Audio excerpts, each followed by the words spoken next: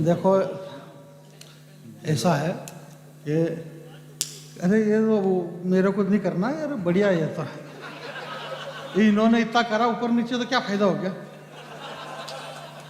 कोई फर्क नहीं पड़ रहा, जो बहुत अच्छे। जिस स्थिति में है उसी को रहने दो। और इन सारे कवि मित्रों ने जो सारे मेरे से लगभग कोई उम्र में भी और ऐसे भी बड़े ही हैं, इन्होंने इतनी तारीफ और इतना चढ़ा दिया मेरे को, इतना चढ़ा दिया कि इन्होंने अपना काम कर लिया सबने। और दो आदमी की ज़्यादा दिक्कत होती है, एक तो बाद वाले की और एक पहले वाले की। पहले वाले के लिए पहले से ही माहौल बना लेते हैं कमरे में बैठ के। भाई जिंदाबाद। कमरे में माहौल बनाते हैं और आयोजक संयोजक जो सूत्रधार और ये सब बैठ जाते हैं और बोले किसको चेपना पहले नंबर पे, किसको चेपना। बोले यार एक काम करो, बोले यार देखो मिथुन ऐसा है कि मंत्री जी ज़्यादा देर बैठेंगे नहीं और उनको तुम्हारी एक नई कविता को सुनना है और वो तुम्हें बहुत प्यार करते हो, और ये भी कुप्पा हो जाता पहले नंबर वाला भी कि यार ऐसा पूरा माहौल बनाया जाता है। ये जलवा है जानी भाई का। फिर माहौल बनाने के बाद में संचालक महोदय जो होते हैं वो दो लाइन बोलते हैं कि मजबूत इमारत को खड़ी करने के लिए, सुंदर इमारत को खड़ी करने के लिए मजबूत पत्थरों का नींव में जाना बहुत जरूरी है। एक ऐसा अपने शहर का बेटा, आपके गांव का बेटा यूं कर कुरा के उसको दे दा चेप के अंदर से, इसको भर दिया नींव में, वो नींव खड़ी हो जाती है।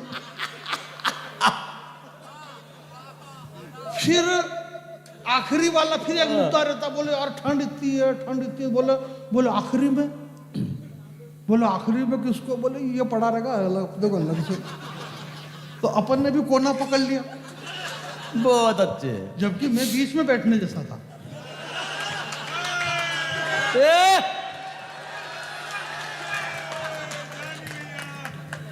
एक बात बता रही हूं मैं, हैं उम्र वाइज भी और भगवान की दया से मेरे को लगता है कि लिफाफे वाइज भी। एक बात बता रही हूँ मैं, पर मैंने कोना पकड़ा। कोना क्यों पकड़ा? क्योंकि अपन जैसे कि अभी भले कह रहे मालवे के, पर जैसे डॉक्टर भुवन मोहिनी जी भी कह रही कि मेरे को भी मालवे में, अब इनको खाली मालवे में रह रहे कि मालवे की प्रैक्टिस हुई है, ये है नहीं। हाँ प्रैक्टिस हुई है, यहाँ की है नहीं है, इनको प्रैक्टिस हुई है। अब हमको पूरी तरह से प्रैक्टिस है कि आप कोना पकड़ लो, कोने में जितने मजे बहुत अच्छे, वो कहीं भी नहीं है। मैं पचौर में उनको होना भी थी, क्योंकि भाई वो नहीं करे तो कौन करे, धर्मेंद्र जी की बुढ़ापे में, तो सारी बातें हुई। तो अब बाद में मालूम पड़ा कि यार वो धर्मेंद्र को नहीं मिला। धर्मेंद्र को इसलिए नहीं मिला क्योंकि वो मिथुन को मिला। बहुत अच्छे, ये नई बात हुई। कमाल। आप बहुत सहज रहो, बस संसार में सुखी रहने का एक ही तरीका का आप सहज हो जाओ, बिल्कुल लोट मत लो। अमित भैया के गांधी जी यूं करके ना बंटवारे ने, अब अपन थे ही नहीं और अपने मालूम क्या मतलब यार, जो हुआ जो भी डोकरा बेचारा आज भी 15 अगस्त में वही पुजारिया, कौन पुजारिया बहुत अच्छे। अभी एक दिन क्या हुआ भैया कि वो गोविंद यार रियल कह रहा हूं मैं कि एक कवि सम्मेलन में एक वीर रस के कवि थे, अच्छे कवि, तो उन्होंने कहा बोले आपकी शिराओं में अगर देशभक्ति का खून बहता है तो ये राजनीतिक दुसाले में से हाथ बाहर निकालना। तो एक जना फटाक से बोले ये हाथ बाहर निकाले पर तुम पहले भाजपा के कार्यालय से पांव बाहर निकालो।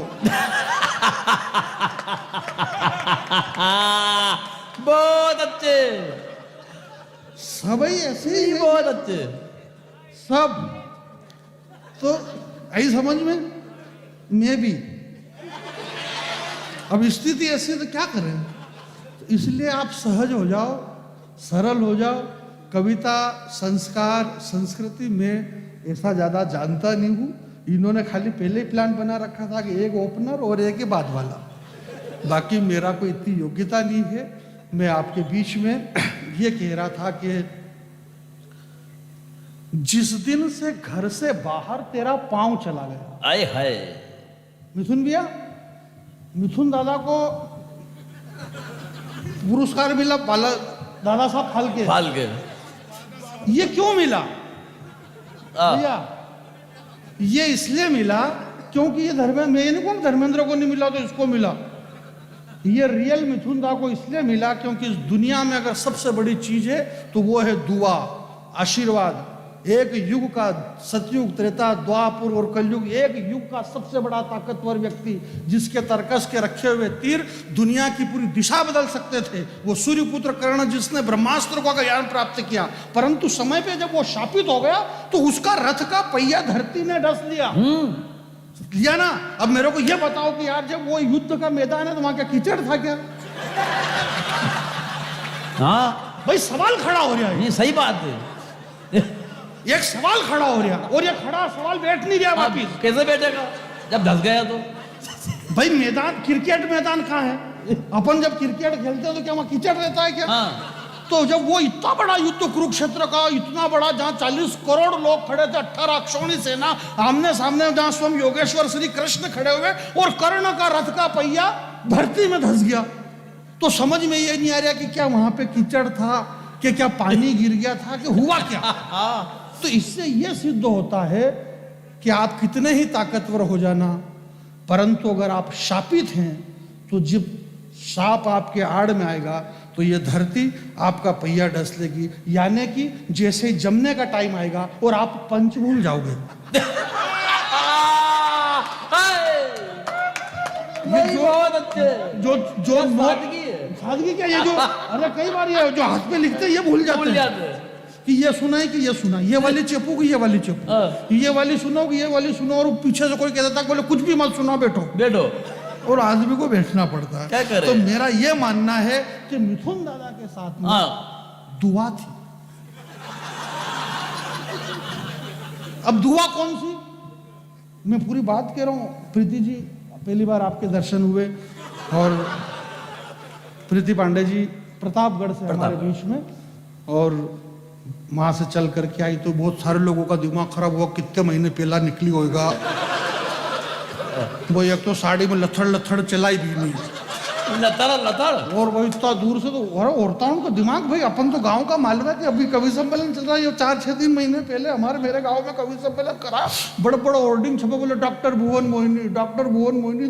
तो छोटे से गाँवड़े में औरतें उनके समझ ही नहीं आई, बोले डॉक्टर भुवन मोहिनी तो या कोई बड़ी बच्ची की अच्छी कोई डॉक्टर होएगा।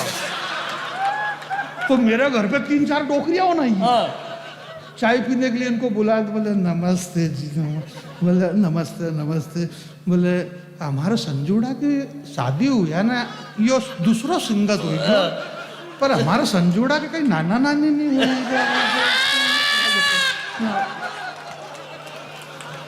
अब वो डोकरी उनके थोड़ी मालूम कि ये डॉक्टर दूसरी डॉक्टर है, बहुत अच्छे। वो यूं समझे कि भाई मतलब महिला है तो डॉक्टर, ये वही डॉक्टर होगी। तो और बोले ये भी फिर शर्मा की, बोले नहीं देखो ऐसा माजी ऐसा कुछ नहीं, बोले ऐसा कुछ नहीं, ऐसा है नहीं, क्यों नहीं ऐसा? बोले नहीं ऐसा नहीं, बोले ऐसा कि ऐसा ही है। 12 साल हो गया, आप शर्माओ मत।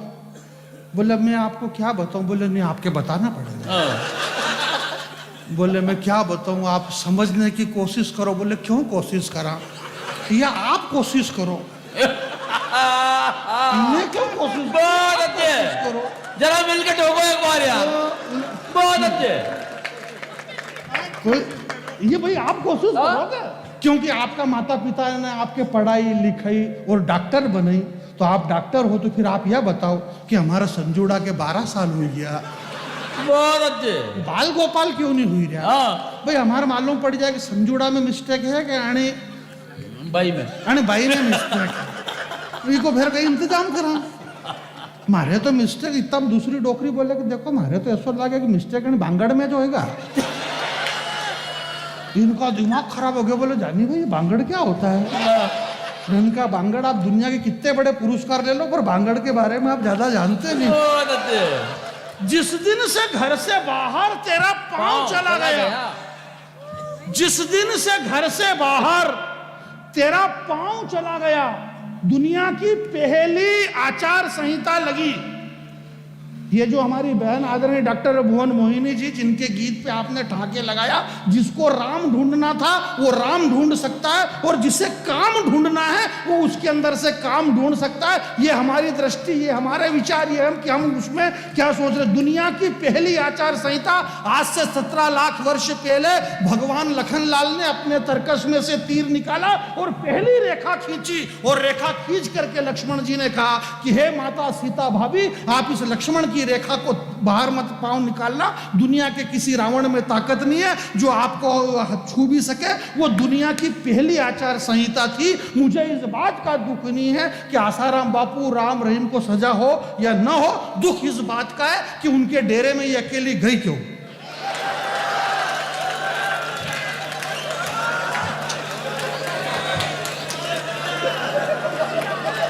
बहुत अच्छे।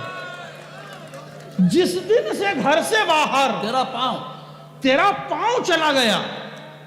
यहां बहुत बड़े लोग बैठे हुए हैं, राजनीतिक लोग बैठे हुए हैं, यहां कवि लोग बैठे हुए हैं, और ये वो कवि हैं जो सब कर रहे थे मन से। बोले यहां नीचे कवि बैठे, नीचे कवि, ये नीचे इसलिए बैठे हैं क्योंकि हम ऊपर बैठे हैं। इसलिए ये नीचे बैठे हुए हैं क्योंकि तराजू का पलड़ा वही भारी होता है जिसमें वजन होता है। तो ये भारी लोग नीचे बैठे हैं, उनके लोग नीचे। क्या बढ़िया बात है। अरे बढ़िया क्या, यूं मन रखना पड़े रे भैया, सब बोल बोला के 80 बातें तो खबर नहीं। ये बहुत अच्छे। तो मैं ये कह रहा था कि मिथुन चक्रवर्ती को दादा साहब फाल्के पुरस्कार मिला। बहुत सारे लोगों ने बधाई दी, हेमा मालिनी ने रिश्ते, ये मैं रियल कह रहा हूँ। कोटा दशहरे के अंदर हेमा मालिनी आई थी, भाजपा की सांसद है मथुरा से हेमा जी। धर्मेंद्र भी बाकायदा चुनाव लड़ते हैं। तो हेमा जी ने कहा, बोले ये मेरे को, ये तो सीरियल में भाई धर्मेंद्र सीनियर है, मिथुन चक्रवर्ती। तो बात ये हुई कि मिथुन के साथ में दुआ थी। कोई बात नहीं, प्रेम से बातचीत करते हुए लाओ। मेरे को ऐसी दिक्कत थोड़ी करो यार, बोलो मत यार, बोलो भाई, नहीं बोलेंगे तो क्या करेंगे।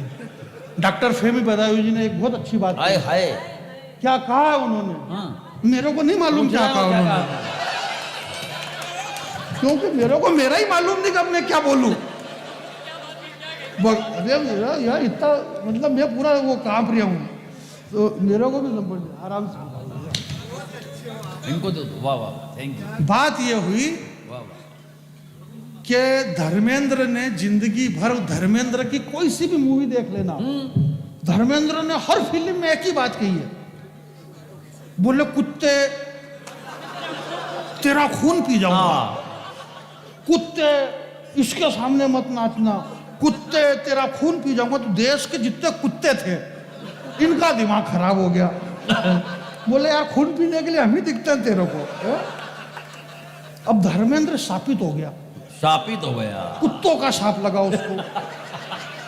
और मिथुन दादा को देश के तमाम कुत्तों ने आशीर्वाद दिया, क्योंकि मिथुन दादा ने, केसी बोकाडिया की एक फिल्म थी इलाका, उस इलाका फिल्म में मिथुन दादा का एक डायलॉग था कि नागर तेरे नाम का कुत्ता पालू, तेरे नाम का। तो मिथुन दादा ने कुत्ते पाल रखे। भाई जिंदाबाद जॉनी बैरागी, तो दुआ यार जोरदार ताली। और ये भी काम करते हैं सामान्य। मिथुन दादा हमारे बीच में, कोई बात नहीं। अरे पानी का छांटा यूज कर रहा हूँ यार, ठंडा ठंडा लागे यार। हाँ उनका दिखा यूँ कि मारा मुरी पहरा हुआ तो कोई बड़ा थोड़ी होता क्या आदमी। सामान्य सी बात हो गया भैया। चलो कविता सुन, एक छोटी सी कविता, छोटी सी नई कविता, पहली बार आया हूँ मैं आपके बीच में, और बहुत लोग जी भाई साहब। अरे पर यूँ कहने में क्या जाएगा यार मेरे को, भाई अमित का मन रह जाएगा ना कि मैंने बुलाया जानवी भाई को, जबकि मेरे को मालूम है कि क्या हुआ और क्या नहीं हुआ। मैं सब जानता हूँ, मैं सब जानता हूँ। मैं इसलिए जानता हूँ क्योंकि मैं जानता हूँ मेरे भाई ये सारी बातें।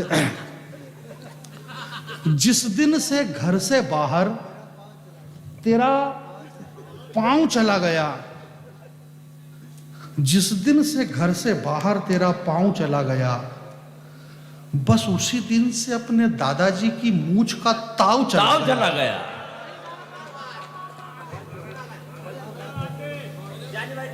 मजे क्या, अब वो तो यार छोरी भाग गई, कालो मुंडो करें तो उनके मजे आ गए यार।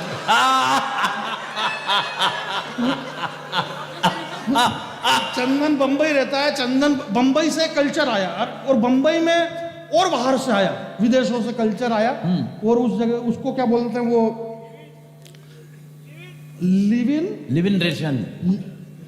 एक बार मेरे को क्या कि भुवन जी से मेरा लिव इन रिलेशन, बोले लिव इन रिलेशन क्या होता है? तो अब अपन मालवे के रहने वाले अपने को क्या मालूम, पर कुछ भी तो होता तो होगा ये। हाँ भाई होता तो है ना। अरे पक्के में। तो मैंने पूछा, मैंने कहा भुवन जी लिव इन रिलेशन क्या होता है? बोले देखो ये पाश्चात्य संस्कृति है, विदेश का कल्चर है, तो इसकी परिभाषा हम मालवे में कैसे बताएं? तो मैंने कहा फिर बोले बस ये होता है। तो मैंने कहा कुछ भी तो अपने मालवे में क्या कहते होंगे? बोले इसको अब तुम्हारे हिसाब से कह दो। मैंने कहा हमारे मालवे में इसको कारो मुंडो करानो बोले। बोले अच्छा कारो मुंडो करायो। तो ये कारो मुंडो एक नानी करे ली दो और वो चली गई। जिसे हमारे शंभू भैया ने कहा था कि वो स्वरा भास्कर थोड़ी मोटी हो गई, वो इसलिए मोटी हो गई क्योंकि वो सूटकेस में नहीं आएगी। मैं आपसे ये कह रहा हूँ मेरे भाई शंभू भाई, तुमने बहुत अच्छी बात कही है कि जिसकी बेटियां है वो भी सुने कि जो श्रद्धा नाम की लड़की के 35 टुकड़े हुए थे, एक आफताब नाम के बेवकूफ ने जो 35 टुकड़े किए मोहब्बत के नाम पे उसको फंसा करके। मैं ये कह रहा कि 35 क्या हजार टुकड़े हुए होंगे, हजार टुकड़े हुए होंगे जब एक मजबूर बाप के, तब जाके 35 टुकड़े हुए हैं मोहतरमा आपके। वाह वाह, क्या बड़ी बात कह दी है, बहुत अच्छे। हजार टुकड़े हुए होंगे जब एक मजबूर बाप के, तब जाके 35 टुकड़े हुए, क्योंकि वो पहले मोहतरमा बनी। बराबर है, लॉजिकली बराबर। बात को ध्यान से सुनना, बात को ध्यान से सुना। श्री कृष्ण जी ने एक ही वाक्य कहा, संपूर्ण सारे विद्वान लोग बैठे हुए मंच पे, सारे एक ही वाक्य कहा कृष्ण जी ने। बोले अर्जुन समस्या सिर्फ दो ही है देश की। पहली समस्या ये है कि तुम जानते नहीं हो, और दूसरी ये है कि मानते नहीं हो। 18 अध्याय में एक ही बढ़िया बात है योगेश्वर के, हे अर्जुन जान, हे अर्जुन भक्ति योग जान, सांख्य योग जान, कर्म योग जान, तत्व कर्म वैराग्य भक्ति जान। तो एक तो हम जानते नहीं है, दूसरा अगर जान गए तो मानते नहीं है। इस देश के अंदर आप ऐसी बातें कर रहे हो मेरे भाई, चंद्रमा और दूसरे ग्रह के लोग यहाँ आ रहे, अभी एलियंस आना चालू हो गया। 2 दिन से, अरे तुम माँ की कविता सुना रहे हो, मेरी माँ सो नहीं पा रही।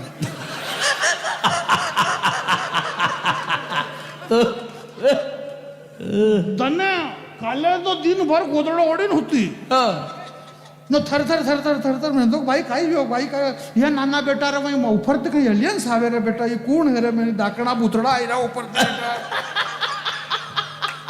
वो दिन में गोदड़ा में थर करेगी भाई, वो एलियंस आ रहे। अब चैनल वाले भी भगवान के भक्त हैं तो सबको काम मिलेगा। चैनल वाले को भी काम मिल गया कि दूसरे ग्रह से लोग हमारे ग्रह में आ रहे हैं, एलियंस यहाँ पे आ रहे हैं। अब एलियंस पे बहस होगी कि ये एलियंस आखिर इनका एलियंस का स्वभाव कैसा है, एलियंस कैसे रहते हैं, अगर एलियंस धरती पे आए तो वो कौन सी पार्टी ज्वाइन करेंगे। परंतु एलियंस के पीछे भारतीय रफेल को लगा, भारतीय रफेल की 1 घंटे में 3000 किलोमीटर की अगर रफेल की रफ्तार है, तो जिसकी रफ्तार इतनी है, जिस रफेल की, जो एलियंस की उड़न तस्तरी 3000 किलोमीटर की स्पीड से अगर दौड़ती है, उसके पीछे भारतीय रफेल है, तो ये एलियंस निश्चित भाजपा ज्वाइन करेगी। क्योंकि स्पीड इतनी खतरनाक है। बहुत अच्छे। अरे यहाँ मध्य प्रदेश में अगरबत्ती नहीं लगावा वाला कोई भी नहीं है। हमारा 30 के 30 सीट कोई भी नहीं है। बहुत अच्छे। एक थे कमलनाथ जी की छिंदवाड़ा में, वहां भी अगरबत्ती नहीं लगावा दे दी। सब ये कि यही, और राहुल गांधी जी के खिलाफ बोलते हो, आपको यही पता नहीं कि उनको धन्यवाद दो भारतीय जनता पार्टी वालों, वरना जिस दिन राहुल जी का दिमाग खराब हो जाएगा और अगर वो कह देंगे कि मैं भी आऊं भाजपा में, बहुत अच्छे, फिर क्या करेंगे अपन। इसलिए हम इसलिए हैं क्योंकि वो है। वाह वाह हम इसलिए हैं कि जा रहा हूं शंभू भैया मधुबनी से निकल करके अर्थ मैं ये कह रहा हूं आधे मिनट शंभू भाई मिथुन चक्रवर्ती को पुरस्कार इसलिए मिला कि वो जमीन से जुड़ा हुआ था। ये सिद्ध कर दिया कि जो जमीन से जुड़ा हुआ है उसे मिथुन चक्रवर्ती की संघर्ष की कहानी तुम्हें पता है। ये शंभू भाई हमारे मंचों के मिथुन चक्रवर्ती हैं। मधुबनी से निकला अदला आदमी दिल्ली आकर के कारपोरेट जगत में अपनी जगह बनाई, पूरे देश दुनिया अमेरिका लंदन जाने कहाँ कहाँ आज इतना प्रसिद्ध कवि हुआ। और इनकी सुबह फ्लाइट है, हालांकि फ्लाइट मेरी भी, पर पता नहीं क्यों जा रही है ये जल्दी, कोई बात नहीं, मैं बहुत बहुत आप आराम से जाइए। बहुत अच्छे शंभू भैया अध्यक्ष महोदय उनकी व्यवस्था करिए गाड़ी की। शंभू भैया हमारे बीच से बहुत अच्छा इन्होंने काव्य पाठ किया था। देवेंद्र भैया शंभू भैया को व्यवस्थित ले जाना। मंदसौर में देवेंद्र भैया शंभू भैया को बुलाया आपकी बार मंदसौर में। हाँ तो 4-6 आसपास के जो किसान थे ना, प्रोग्राम के बाद उन्होंने पकड़ लिया इनको। अच्छा और बोले यार ये हालैंड वाला है दादा, ऐसा लागे मारे। बहुत अच्छे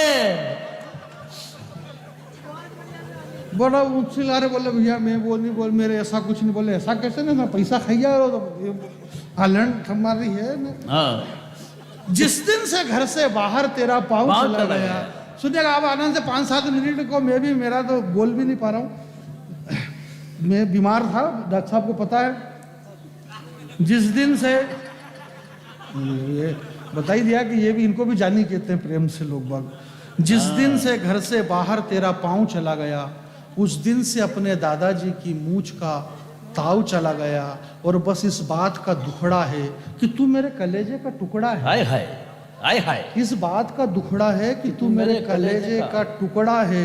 मेरे कलेजे के टुकड़े टुकड़े करके भी वह ऐश करेगा।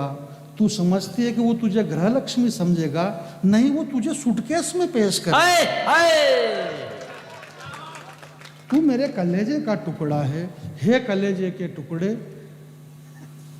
तेरे टुकड़े टुकड़े करके भी वह ऐश करेगा। इस देश के अंदर कोई आदमी कितना ही कुछ भी कर ले, ये जितनी भी व्यवस्थाएं हो रही है, मैं नगर परिषद को इस बात के लिए भी धन्यवाद नहीं दे रहा हूं कि आपने कवि सम्मेलन करवाया। धन्यवाद इस बात का भी है आपको कि आपने हमारी राष्ट्रभाषा हिंदी, जो हमारी राष्ट्रभाषा ही नहीं बल्कि हमारी माँ भी है, आपने हमारी माँ का महोत्सव मनाया। इसलिए भी हम आपको धन्यवाद देते हैं। आपने इस सनातन धर्म को जिंदा रखा। इस पचौर के अंदर इतना बढ़िया काव्य अनुष्ठान आप लोगों ने कराया। मैं आपको बहुत बहुत धन्यवाद ज्ञापित करता हूं। और नहीं भूला मैं कभी नहीं भूलता हूं भाई साहब। और भूल भी जाए तो क्या करें, स्थिति ऐसी है, मेरे को यही हालत है। अब जवानी नहीं खुले भैया, टाइम ही ऐसी, उम्र ऐसा हो जाता तो ऐसा ही होता है। सुनिएगा, ये तो सबको पता है। हमारे अमित भैया ने जहां से बात खत्म करी, मैं वहां से अपनी बात शुरू कर रहा हूं। जिस सृष्टि के नियंता के चरण के नीचे सैकड़ों ब्रह्मांड दबे हुए हैं, वो परम पिता श्री राम 500 वर्ष तक तंबू के अंदर अयोध्या में रहे। और सवाल ये खड़ा होता है, श्रद्धेय विद्वान लोग यहाँ पर बैठे हुए हैं, कि 500 वर्ष तक जो राम तंबू में रहे, 500 वर्ष बाद जब वापस वो अवध में आए तो पूरी देश दुनिया में एक ही आवाज़ उठी, मेरी झोपड़ी के भाग खुल जाएंगे, मेरे राम मेरे घर आएंगे। मुझे इस बात की तकलीफ नहीं है। बात यह है गोविंद भैया कि 500 साल तक राम तंबू में, 500 साल बाद वापस झोपड़ी में। कभी राम का दर्द भी तो देखो। बहुत अच्छे राम है। कविता सुनिएगा साहब, 500 वर्ष तक राम तंबू में, वापिस निकले आए तो झोपड़ी में। राम से कहा कि आप झोपड़ी में क्यों रहना चाहते हैं? राम ने कहा कि झोपड़ी का अनुभव बहुत अच्छा लगा। ये तो मुझे भी पता है कि बेर की तासीर खट्टी है, परंतु उसका स्वाद बहुत अच्छा लगा। बहुत अच्छे। जो राम, वाह, कोई कविता भूल ही नहीं दादा, ऐसा कोई नहीं है। तो ये बात घुमा फिरा के मैं ये आपके बीच में गिरा। ये तो सबको पता है कि देश की जीडीपी गिर चुकी है। ये तो सबको पता है, ये हमको भी पता है, ये उनको भी पता है कि देश की जीडीपी गिर चुकी है। जिस देश में 1500 करोड़ रुपए का बिजनेस एक फिल्म करती है पुष्पा 2, पुष्पा 2 का बिजनेस 1500 करोड़ के पार, और ये बताया जा रहा है कि देश की जीडीपी गिर गई। सही बात है। एक फिल्म 1500 करोड़ कमाए और जीडीपी गिर गई। संभाल नहीं पा यार। ये तो हमें पता है कि देश की जीडीपी गिर चुकी, फिर भी हमारे वजीर का जिंदा जमीर मिला। 370 हटी, नकटों की नाक कटी, मुस्कुराता हुआ कश्मीर मिला। डीजल, पेट्रोल, गैस, मेरा गला बोल नहीं पा रहा हूं मैं। डीजल, पेट्रोल, गैस के बढ़े हुए दाम मिले। डीजल, पेट्रोल, गैस के बढ़े हुए दाम मिले। एक नारी जब प्रसूति गृह में रहती है तो जब वो माँ बनती है तो उसका जो दर्द है वह दर्द मरने के कगार पे रहता है, परंतु वो माँ कभी मरती नहीं है, क्योंकि उसे पता है कि उस दर्द से ज्यादा उसे इस बात की खुशी है कि वो माँ बनने वाली है। बहुत अच्छे, बहुत अच्छे। एक लाइन सुनना साहब कविता के लोग, वो माँ इसलिए नहीं मरते क्योंकि वो माँ बनने वाली है। तो हमारी खुशी क्या हो सकती है? पार्टी अपनी जगह है, कवि सम्मेलन अपनी जगह है। एक लाइन सुनना, ये मत देखो कि कितने फायदे में है, ये मत देखो कितने नुकसान में या कितने फायदे में है, ये तो देखो यार ये अलकायदा वाले कितने कायदे में है। क्या बात है, क्या बढ़िया बात है। ये मत देखो कितना नुकसान है, ये देखो कितने फायदे में है। ये अलकायदा वाले कितने कायदे में हैं, और भूल से सरहद के उस पार की सरकार के भूल से हिजबुल की सोहबत में आ गई। आहा आहा। सरहद के जो पाकिस्तान कह रहे, पाकिस्तान अब है ही नहीं, वो इसलिए नहीं है क्योंकि वो नहीं है। सही बात है, वो है ही नहीं। भैया जो जा रहे हैं उनसे मेरा निवेदन है कि आप चले जाइए।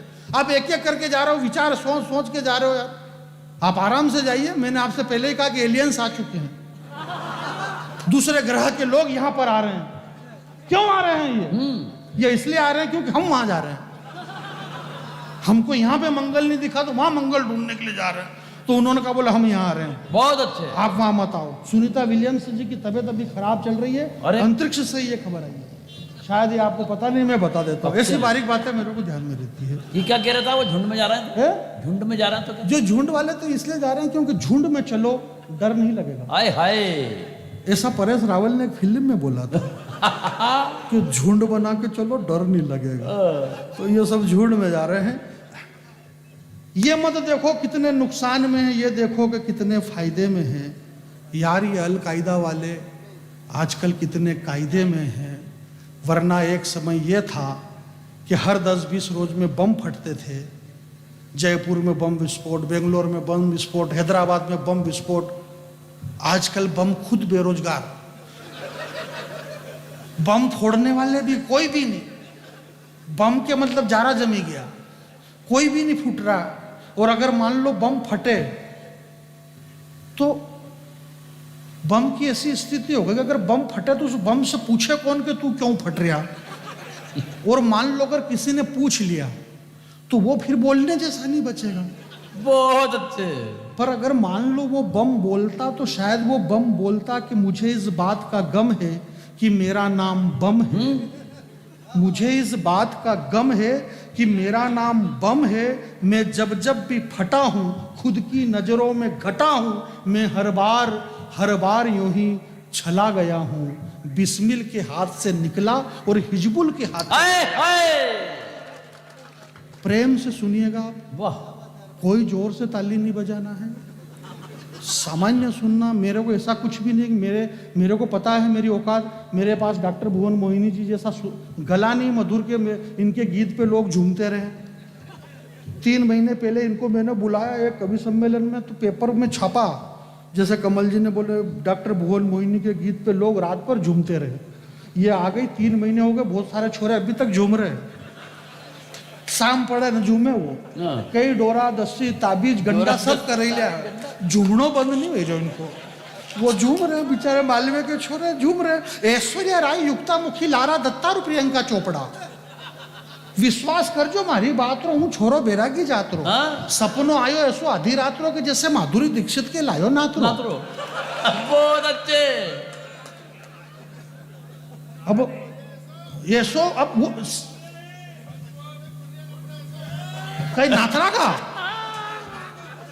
देखो ये अपन मनुष्य जीवन में है सामाजिक प्राणी है सब होता रहता है पचौर में कहीं पूरी दुनिया एक जैसी है पर वो कई बार समझ में नहीं आता बात तो नहीं आता मैंने एक बार मुंबई के एक कवि सम्मेलन में ऐसा बोल दिया कि माधुरी दीक्षित के लायो नात्रो तो एक कोई बाहर की मैडम थी बोले व्हाट इज दिस नात्रा व्हाट इज दिस नात्रा तो भुवन मोहिनी जी से फिर उन्होंने पूछा बोले मैडम ये व्हाट इज नात्रा तो फिर मैडम अच्छा इनको भी मालूम नहीं जाता जाए मालवे में मैंने कहा कि इनको भी खाली प्रैक्टिस कर रही है ये नात्रे की तो फिर इन्होंने कहा बोले जाने होता क्या है तो मैंने कहा कि देखो इसको मैं मुंह से नहीं बोल सकता हूँ कि ये क्या होता है बोले क्या होता है मैंने कहा इसके लिए करना पड़ता है आप नात्रा करोगे तो मालूम पड़ेगा यूं मालूम नहीं पड़ता है विश्वास कर जो मारी बात रो वो छोरो बैरागी जात्रो सपनो आयो ऐसो आधी रात्रो जैसे माधुरी दीक्षित के लायो नात्रो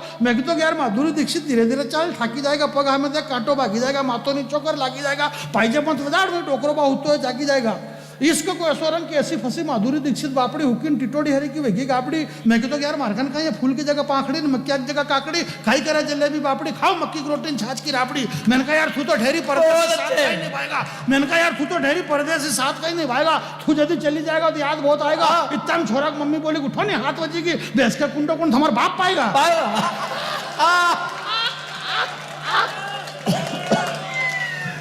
कई बार सामान्य सी बात है ये इसको भाषा बोलते हैं भाषा का जो लावण्य है बाबा तुलसी ने जो हमारा मानस लिखा मानस को उन्होंने बहुत विद्वान लोग बैठे हुए हैं मानस को उन्होंने शुद्ध हिंदी के अलावा अवधी में भी लिखा है ब्रज में भी उसमें कई सारी चीजें बाबा ने मानस उस जमाने में लिखा 500 साल पहले लागू आज हो रहा है अगले ने 500 साल पहले लिख करके चले गए अमित नाम भट कठिन कराला 500 साल पहले लिखा है अमित नाम भट कठिन कराला 500 साल बाद एक अमित नाम का आदमी आएगा जो भटाभट मारेगा भी सही बहुत अच्छे ये 500 साल पहले बाबा तुलसी लिख के चले गए नव कंज लोचन कंज मुख कर कंज पद कंजारुणम जिसके चरण कमल है जिसकी आंखें कमल जिसके हाथ कमल जिसके चरण कमल इतने सारे कमल बाबा तुलसी 500 साल पहले फिट करके चले गए अब कमल वाले हैं कोई बचा ही नहीं बहुत अच्छे 10-10 20-20 कूद कूद के इधर आ रहे हैं देश के अंदर जितनी कौमी एकता और जितना प्रेम भाव का भाईचारा हमारी राजनीतिक पार्टियों में है इतना किसी में नहीं है मर्जी पड़े तब आ रहे हैं प्रेम से जा रहे हैं बहुत अच्छे इधर वाले इधर आ जाए उधर वाले उधर चले जाए सब प्रेम भाव से चल रहे हैं और हम कह रहे हैं कि भाजपा देशभक्त है और ऐसा कुछ नहीं इस देश में किसको देश की चिंता नहीं है रामो वामो सपा बसपा सबको देशभक्ति की चिंता सबको वतन की चिंता है अब राहुल गांधी क्या बात कर रहे हो यार इस कड़ाके की ठंड में अगला आदमी एक टी शर्ट पहन करके दौड़ रहा है यार अगला आदमी 4000 किलोमीटर आदमी उसने कन्याकुमारी से कश्मीर तक अगले ने पैदल यात्रा निकाली दौड़ दौड़ के दौड़ रहा वो अभी यो मालूम पड़ा मोदी जी को बोले ये क्या हो रहा बोले ये देश दौड़ रहा है अब मोदी जी की उम्र ऐसी कि वो दौड़ भी नहीं सकते तो उन्होंने अमित शाह से कहा बोले क्या किया जाए बोले दुनिया में सबसे ज्यादा तेज कौन दौड़ते हैं बोले चीते बोले लाओ चीते अफ्रीका से बहुत अच्छे 22 चीते लाए एक साथ 22 चीते दौड़ रहे चीते दौड़ रहे 22 दिन तक दौड़े चीते खाते पीते अफ्रीका के जंगल से लाए गए 22 चीते ये 22 चीते इनके लिए 500 हिरण की व्यवस्था करी हुई है ये चीते अफ्रीका के जंगल से आए हुए हैं ये चीते क्या खाएंगे इनके लिए हिरण की व्यवस्था करिए कुनों के जंगल में 22 चीते लोगों ने कहा अरे बोलो यार क्या यार मोदी जी जन्मदिन पे चीते ला रहे हैं यार और हिरणों को खिलाएंगे अरे बाप रे बाप ये क्या हो रहा अब उनको कौन समझाए कि भाई चीते तो चीते ही खाए वही खाएंगे अब वो कोई पालक पनीर की सब्जी तो खा नहीं सकते और मोदी जी के जन्मदिन पे चीते आए अब शेर के जन्मदिन पे तो चीते ही आएंगे और कौन आएगा भाई वाह आ गए चीते, ले आए मोदी जी चीते, आ गए चीते, दौड़े चीते, चैनल वाले ने 22 दिन तक दौड़ा है चीते।